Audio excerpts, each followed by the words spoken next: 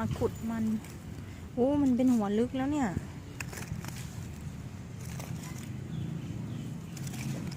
คิดว่าไม่ได้กินเนาะข้างบนน่าจะขึ้นหลายลูกนะอยู่ลึกโอ้ยเธอนี่ได้หัวลึกแล้วมันยังไม่โตมากเลยเนาะอันนี้ก็เหมือนกันอันนี้มี2 อันก็มันดึงมาแล้วมันมีอย่างนี้ไงมันเลยบอกว่ามันมีมันแล้วอ่ะเอาไว้ข้างหลังนี้นะ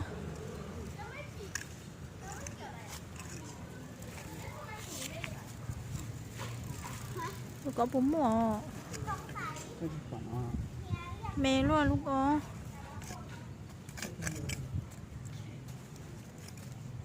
ใหญ่เลยลูกเลยลูกใหญ่เลยอ่ะ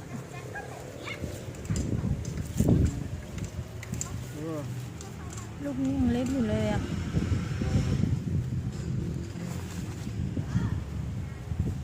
ก็ชิมว่าเราทอดลูกน้องให้รอเอาลูกน้องฮะbây giờ cha nào đó mùa này núi đi lông cho mắt hả có đi có nó bỏ to mất cho đấy cái mà ní cho một bỏ to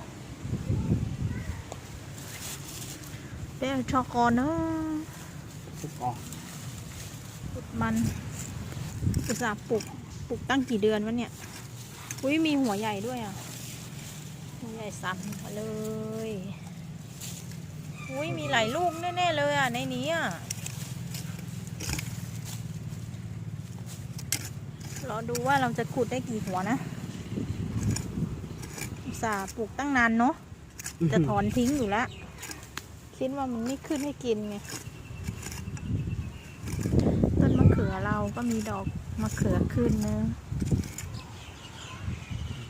โอ้ลูกขอโล5 ลีน้ำหมากขุดได้สีเจ้าเนื้อโอ้เอาไปรู้เดี๋ยวรงใช่ไหมโยnếu chị khử chè trái chỉ lấy tông nó lụa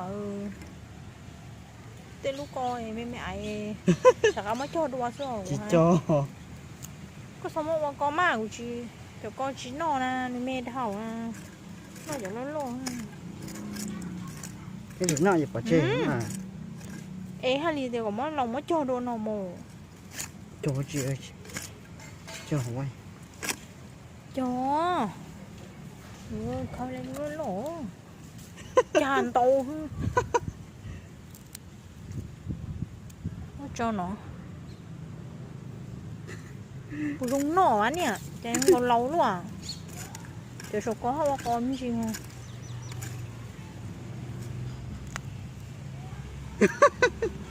số mình lùa mà ôi bây giờ như từ từ hay nha té luôn số có hay đúng không lúa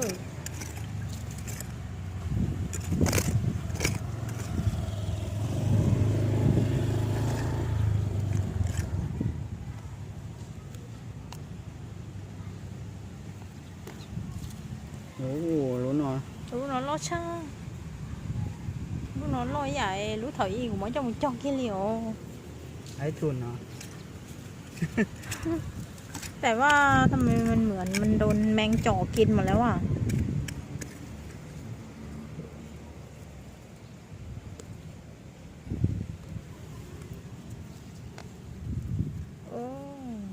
มันเหมือนโดนแมงจ่อกินแล้วเนาะ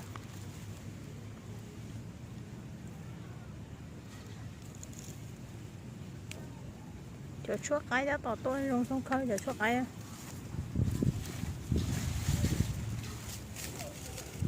ได้หวยนึงหัวน้อยเดียวโดนแมงจ่อกินแล้วอ่ะว่านแมงกินหมดเลยอ่ะดูดิเป็นรูหมดเลย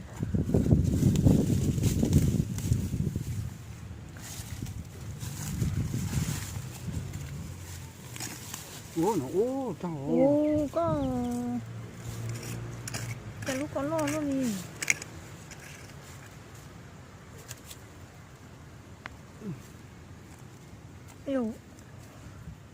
เราไปมากันเนาะ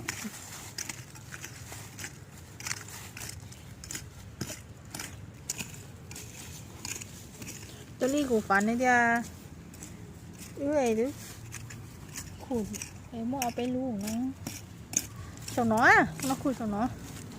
nó chỉ tôm không có một món tụ cơ khớ à. โอ้น้อยโอ้ Nó qua trời sẽ choác lại nó. นอนเต้า Ủa anh trồng trống Charlie anh trồng. Ủa. Wow, แต่ที่ ลูกใหญ่เด้งออกมาเลยอ่ะ เยอะมากเลยอ่ะ เห็นไหม โอ้หนู ฉั ลู น ก ว่าแล้วฉันโอ้มันโดนแมงกินหมดเลยเธอ นอนกินเต็มเลยอ่ะ ไอ้นี่มันกินไม่ได้แล้วเนี่ยเธอ กินได้แค่ไหนก็เอาแค่นั้น โอ้เท่าไรลูกน้องฉันดูลูกใหญ่มากเลยอ่ะ แต่เป็นรูเต็มเลย โอ้เหลือ เออ เหลือ นี่ตรงนี้เยอะ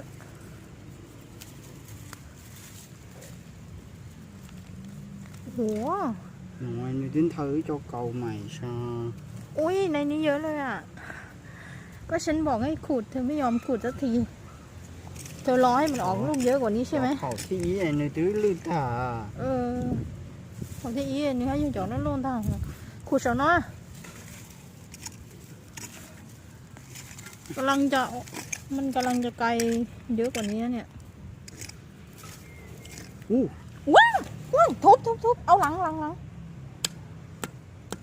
ทุบให้มันตายเลย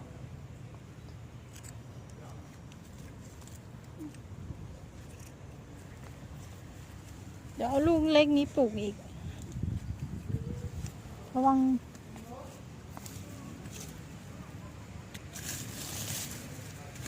โอ้โหเอาจอบมาไม้ตรงดับขาฉันอีก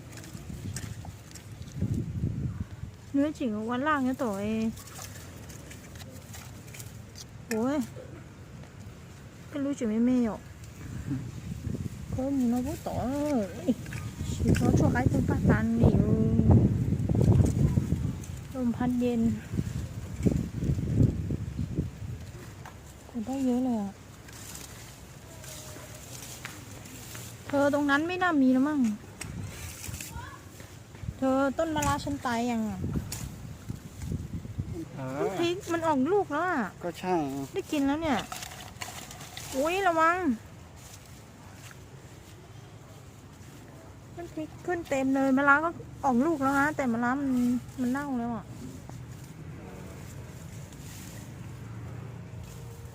อะไรเธอไม่รู้อีกลูกหรือเปล่า แต่ต้นพริกอ่ะได้กินแล้วมีลูกเต็มเลย ขาย นี่ นี่เป็นแบบเป็นหมันน่ะ มะระจีนแต่รากมะระยังอยู่เลยอ่ะลูกมะระเล็กนิดเดียว ไม่ใช่ลูกนี้มันมีอยู่แล้วมันไม่ใช่ของมันนะมันเป็นมะระป่านะ เธอระวังโดนต้นพริกหักนะ